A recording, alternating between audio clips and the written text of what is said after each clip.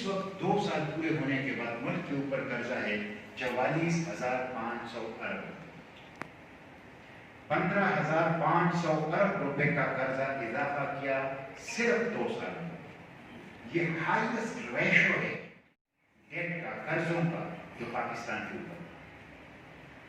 پھر آپ دیکھتے ہیں ایک طرف قرضے بڑھ رہے ہیں اور بے انتہا تیز رفتار شرح کے ساتھ بڑھ رہے ہیں، اور اس حکومت کی حکمرانی میں بڑھ رہے ہیں جس نے کہا تھا کہ ہم IMF کے پاس جانے کے بجائے خودکشی کریں، اور جن کا دعویٰ تھا کہ ہم کشکول کو توڑیں.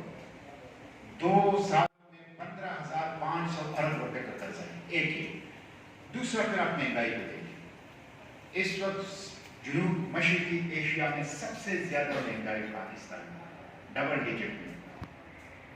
پیٹرول اور ڈیزل، گیس اور بجلی، چینی، آٹا اور گندم، ادویات، یہ ایسنشلز ہیں، کچن آئٹمز، ان کی قیمتوں میں ہفتہ وار اضافہ ہوا.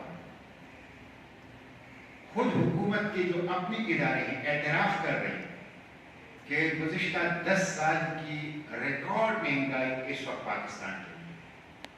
ہمیں سمجھ نہیں آ رہا کہ ایک طرف قرضے لیے جا رہے ہیں اور دوسری طرف ضروریات زندگی کے اوپر ٹیکس لگا کے ان کی قیمتیں بڑھا کر عوام کو لوٹ رہے ہیں.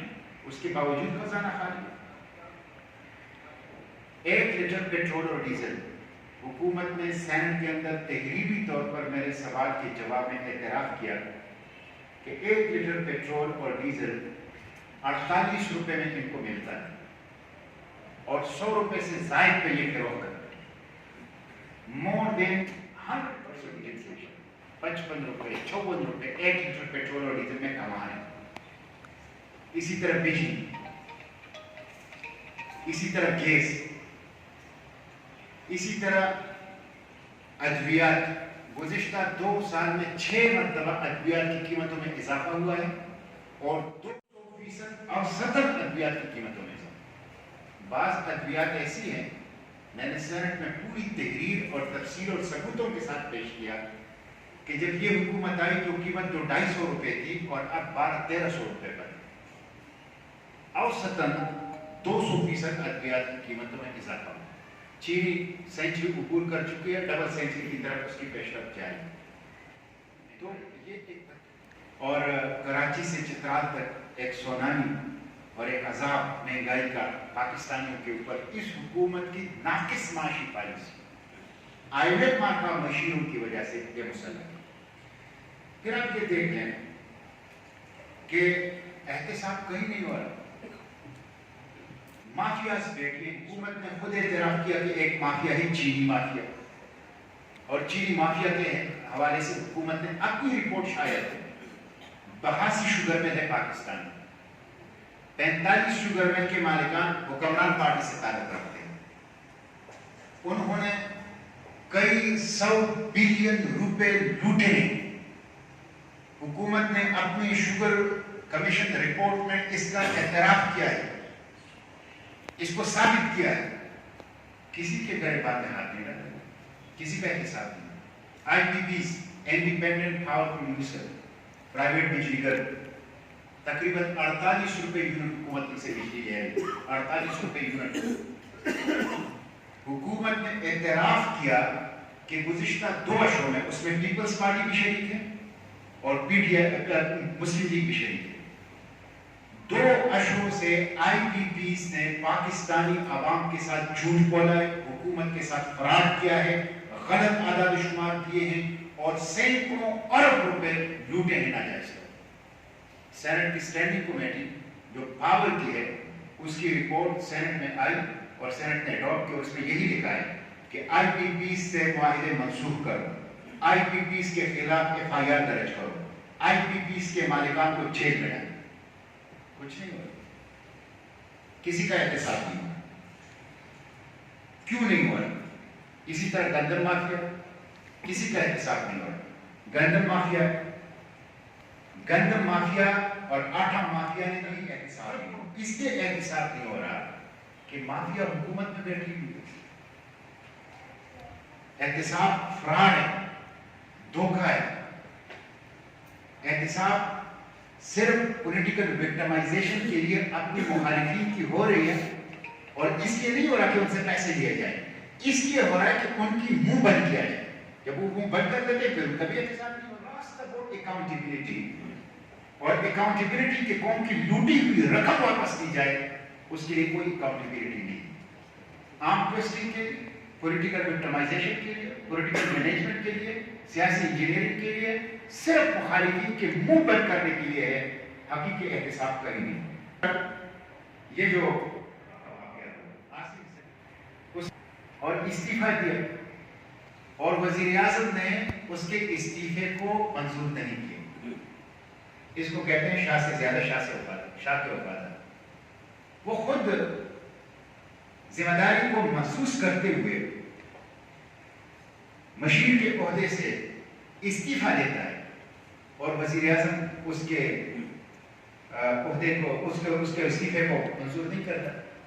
اس سے ثابت ہو گیا، ثابت تو پہلے ہوا تھا کہ احتساب نہیں ہے، فراڈ ہے، دھوکہ ہے. پی ٹی آئی نے عوام کے ساتھ دھوکہ کیا، لیکن اس استعفیٰ کو منظور کر کے وزیر اعظم نے ایک اور ثبوت پہنچا دیا عوام کو کہ احتساب سلیکٹیو ہے. احتساب اور حکومتی کلب کے اندر بیٹھے ہوئے لوگ اور کچھ بھی کرے، ان کا کوئی احتساب نہیں. اور مجھے اس پہ بھی حیرت ہوتی ہے، ہمارے ججوں کے بچے اور انویسٹمنٹ یورپ اور امریکہ، ہمارے جردینوں کے انویسٹمنٹ یورپ اور بچے، یورپ اور امریکہ کے بچے اور انویسٹمنٹ یورپ اور امریکہ میں، عمران خان کے بچے یورپ میں، زرداری کی انویسٹمنٹ یورپ اور امریکہ میں. یہ کیسے لوگ ہیں؟ یہ سیاستدان، یہ جج، یہ جردین جو کھاتے پاکستان سے ہیں، اور جب انویسٹمنٹ اور پیسہ لگانے کی باری آتی ہے تو جا کے دبئی میں، امارات میں، یورپ میں اور امریکہ میں لگاتے ہیں. عہدوں پہ یہاں رہتے ہیں، وزیر کے عہدوں پر، مشیر کے عہدوں پر، حکمرانی اور حکومت یہاں کرتے ہیں. انویسٹمنٹ اور کارخانے اور پیسہ وہ یورپ اور امریکہ اور امارات اور گلف اور مڈل ایسٹ کے اندر ہے. اس لیے میں سمجھتا ہوں کہ احتساب اور احتساب کے نام پر سب سے بڑا جھوٹ پی ٹی آئی نے پاکستانی عوام کے ساتھ جو ہیں وہ بولا ہے. اس کے ساتھ ساتھ حکومت FATF کی لیے قانون سازی ہے، فائنینشیل ایکشن ٹاسک فورس، اور اس پہ P T I, Muslim league اور پیپلز پارٹی ایک، انہوں نے 10 بل پاس کیے.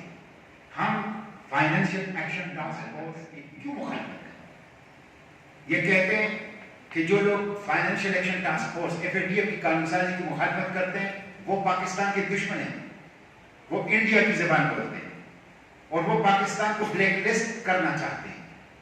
یہ اپنی قوم کو ڈرانا ہے. پرویز مشرف نے 20 سال پہلے قوم کو ڈرایا کہ امریکہ کا ساتھ نہیں دیں گے تو سٹون ایج میں چلے جائیں. آج 20 سال تک عوام اس کے فیصلے کی سزا بھگت رہی ہے، اس کے فیصلے کی سزا بھگت رہی ہے. ابھی IMF کے پاس، ان لوگوں نے خود کہا IMF کے پاس نہیں جائیں گے، ڈیفالٹر ہو جائیں گے، اکانومی کریش ہو جائے گی، اور جا کے IMF کی غلامی کے ہتھکڑیاں پہن گے. تو یہ حکمران خواہ پیپلز پارٹی کا ہے، مسلم لیگ کے یا PTI کے، یہ ہمیشہ دشمن سے اپنی قوم کو ڈراتے ہیں اور ڈرا کر اپنی قوم کو دشمن کی غلامی پہ راضی کرتے ہیں. غلامی کو، زنجیروں کو توڑنے کا طریقہ پسپائی اور خوف نہیں ہے. اس کا طریقہ یہ ہے کہ آپ بہادری کے ساتھ فیصلے کریں، اپنی آزادی، اپنی وقار، اپنی خود مختاری، اپنی نیشنل انٹرسٹ کی نظر رکھ کر عزت اور وقار کے ساتھ فیصلے کریں، وہ آزادی کا حصہ. ہم FATF کے قوانین کی اس کی مخالفت کرتے ہیں کہ ایک تو یہ امپوزڈ لیجسلیشن ہے، امپورٹڈ لیجسلیشن. FATF نے ان کو کہا، انہوں نے کھل کر اپنے قوانین میں لکھا ہے کہ ہم یہ قانون اس لیے بنا رہے ہیں کہ ہمیں FATF نے کہا. تو پاکستان کی پارلیمنٹ نے اپنی لیجسلیشن کی اتھارٹی دی ہے. یہ تو عوام کی طرف سے اس دستورساز اسمبلی کے پاس، اس آئین اسمبلی کے پاس، پارلیمنٹ کے پاس ایک مقدس امانت ہے. تو ہم اس لیے اس کی مخالفت کرتے ہیں کہ یہ شرمناک ہے، توہین آمیز ہے، غلامی ہے۔ دوسرا ہم مخالفت اس لیے کرتے ہیں کہ اس میں بہت سی ایسی چیزیں ہیں جو دستور پاکستان کے خلاف ہیں، ہماری نیشنل انٹرسٹ کے خلاف۔ اور تیسرا ہم مخالفت اس لیے کرتے ہیں کہ اس میں قیدے اور ضابطے کو بھی نظر انداز کر دیا ہے۔ قانون سازی کا ایک قاعدہ ہے، ایک ضابطہ ہے۔ میں آپ کو دعوے سے کہتا ہوں 80% پارلیمنٹیرینز پیپلز پارٹی، مسلم لیگ اور پی ٹی آئی جنہوں نے FATF کے بل پاس کیے، 80% پارلیمنٹیرین کو علم ہی نہیں ہے کہ ہم نے کون سی چیز پاس کی۔ ان بلوں میں لکھا کیا ہے؟ یہ پولیٹیکل سلیو ہے، یہ سیاسی غلام کے بیچارے، یہ ربڑ سٹیمپ ہے، پارلیمنٹ کے انہوں نے ربڑ سٹیمپ بنایا ہے۔ تو اس لیے ہم FATF کے قانون سازی کی مخالفت کرتے ہیں۔ پیپلز پارٹی، مسلم لیگ اور پی ٹی آئی نے اتحاد کیا ہے IMF کی خوشنودی کے لیے۔ یہ عوام کے لیے اکٹھے نہیں ہوتے، کراچی ڈوبا، پورے ملک میں سیلاب آیا۔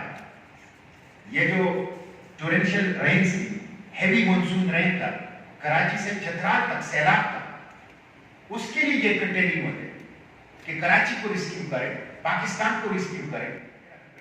IP گندم مافیا اور شوگر مافیا کے خلاف اکٹھے نہیں ہوتے، مہنگائی کے خلاف اکٹھے نہیں ہوتے، صحت اور تعلیم کے لیے اکٹھے نہیں ہوتے، لیکن اکٹھے ہوتے ہیں تو ورلڈ بینک کے لیے، FATF کے لیے یا سیکیورٹی اسٹیبلشمنٹ کے کہنے۔ اس لیے یہ تینوں ایک ہیں، ان کی لیڈرشپ میں، ان کی اسٹریٹجی میں، ان کی حکمت عملی میں کوئی فرق نہیں ہے۔ یہ پروٹوکول رولنگ ایلیٹ ہے، حکمران اشرافیہ ہے، اور ان کے فیصلے عوام دشمن ہیں اور پاکستان دشمن ہے، اور یہ ناکام ہو چکے ہیں، اور ان کی وجہ سے وسائل سے مالا مال پاکستان آج غربت میں زندگی گزارا۔ میں اس موقع پہ اپنی گفتگو سمیٹتے ہوئے جو فرانس میں چارلی ہیبڈو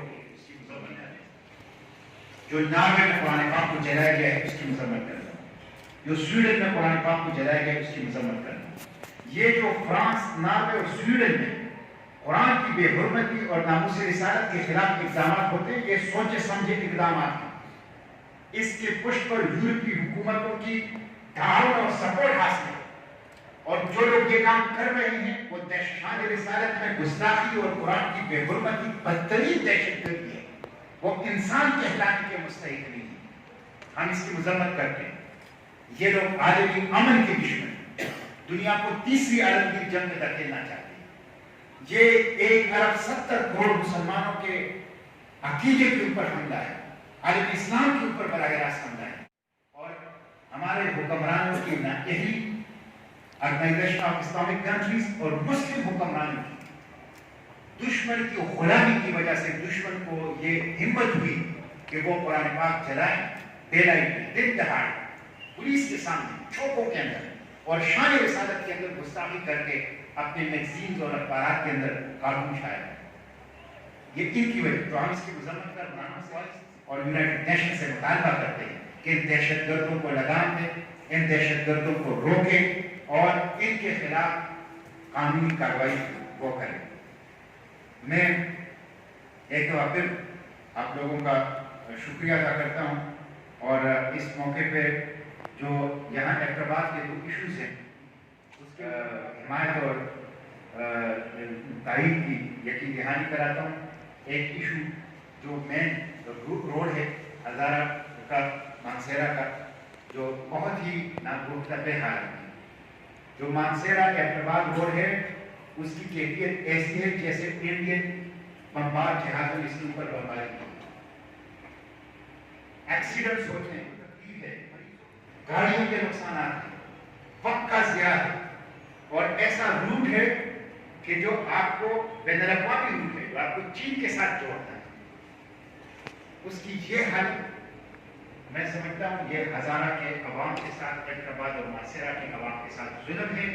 اس کے خلاف آپ لوگوں کے ہر اقدام کرتی ہے، میں حمایت کرتا ہوں، اور میں سینٹ آف پاکستان 8 ستمبر سے سینٹ کا اجلاس ہے وہ بلایا گیا۔ 8 ستمبر سے جو سینٹ کا اجلاس ہے یہ ہزارہ کا مین ایشو ہے، انشاءاللہ میں اس ایشو کو اٹھاؤں گا سینٹ کے طور پر، اور اس حوالے سے کوئی ڈرنا کوئی احتجاج اور کوئی انتظامیہ آپ سے ایک قدم آگے بڑھ کر آپ کے ساتھ شامل ہوگی اور آپ کی انشاءاللہ کرائے گی. دوسرا ایشو جو مین ایوب میڈیکل کمپلیکس ہے، یہ صحت کے حوالے سے قلب ہے پورے ہزارہ، اور پورے ہزارہ کے جو پیشنٹس ہیں، مریض ہیں، وہ یہاں علاج معالجے کے لیے آتے ہیں. یہاں جو واقعہ ہوا ہے یہ افسوسناک ہے. معاشرے میں یہ توقع نہیں کی جا سکتی کہ انسانوں کی آنکھیں نکالی جائے، انسانوں کی بینائی اپنی نااہلی اور نالائکی کی وجہ سے ضائع کی جائے، ان کی روشنیوں کو تاریکیوں اور اندھیروں کے اندر تبدیل کر دیا جائے. یہ جرم ہے، جرم.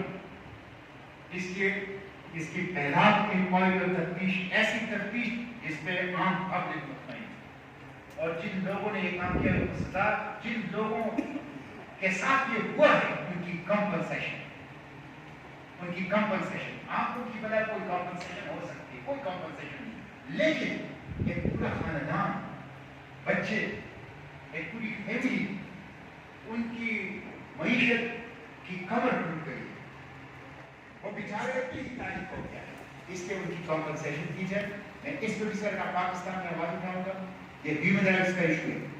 ہسپتالوں کے اوپر عوام کا اعتماد اٹھ جائے گا. عوام اپنے بچوں کو، خود اپنے خواتین کو ہاسپٹل لے جاتے ہوئے ڈریں گے. یہ بہت افسوسناک تھا. اس لیے ہاسپٹلس کے جو ہیلتھ سسٹم ہے اس کے اوپر عوام کے ٹرسٹ کو قائم رکھنے کے لیے اس واقعے کو لاجیکل کنکلوژن تک پہنچانا چاہیے، اس کو منطقی انجام تک پہنچانا چاہیے. اور اس پہ یہاں کے عوام کی جو بھی جرگہ ہے اور جو بھی باڈی ہے اور جو بھی ایکٹیویٹی ہے، انشاءاللہ میں اس کی حمایت کروں گا اور ہم اس کو سپورٹ دیں گے. بہت شکریہ.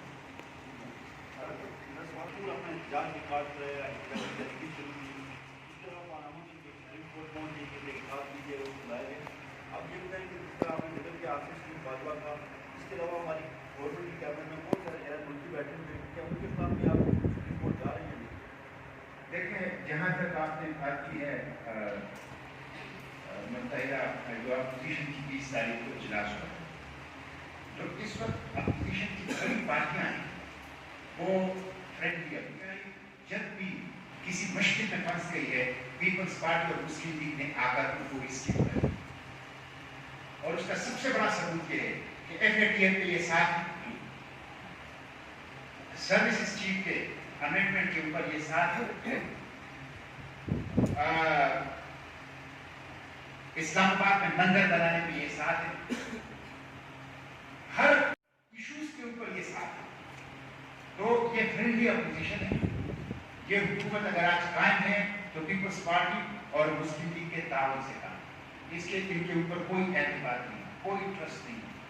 مولانا فضل الرحمان صاحب کو سب سے بڑا دھوکہ خود ان پارٹی نے دیا. اس لیے جماعت اسلامی نے یہ فیصلہ کیا ہے کہ ہم کسی اپوزیشن کا حصہ نہیں بنے. ہم عوام کے احساسات اور جذبات کی ترجمانی اپنی جماعت کے پلیٹ فارم سے کریں. ہم اس نااہل اور نالائق حکومت کے خلاف احتجاجی اور سیاسی جدید اپنے